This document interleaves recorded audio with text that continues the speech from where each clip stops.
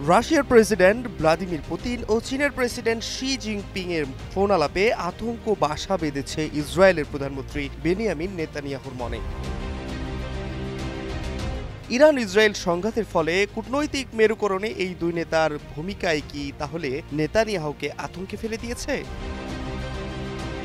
এফপির এক প্রতিবেদনে বলা হয়েছে, ক্রেমলিনের সহযোগী ইউরি উসাকভ সাংবাদিকদের বলেন, ইরানে ইসরায়েলের হামলার বিষয়ে রাশিয়া ও চীনের দৃষ্টিভঙ্গি একই। তারা ইসরায়েলের এমন কর্মকাণ্ডে ধিক্কার জানিয়ে এই যুদ্ধ বন্ধের হুঁশিয়ারি জানিয়েছেন। রাজনৈতিক ও কূটনৈতিক উপায়ে এই শত্রুতার অবসান ঘটানো উচিত বলে মনে করেন চীন ও রাশিয়া।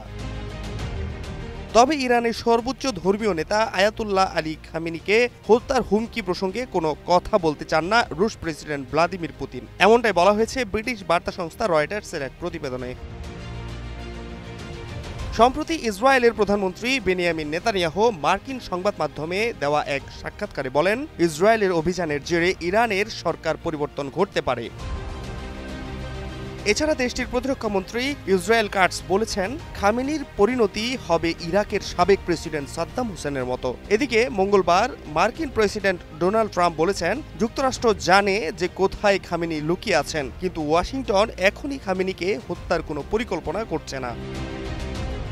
গত সপ্তাহে ইরানের বিরুদ্ধে নজিরবিহীন বিমান হামলা শুরু করে ইসরায়েল। এ হামলার মূল লক্ষ্য ছিল ইরানের পরমাণু ও সামরিক স্থাপনা ধ্বংস করা। রাজধানী তেহরান সহ একাধিক আবাসিক এলাকাও ক্ষতিগ্রস্ত হয় এই হামলায়। নিজেদের প্রতিরোধে ক্ষেপণাস্ত্র ও ড্রোন ব্যবহার করে পাল্টা হামলা চালায় ইরান।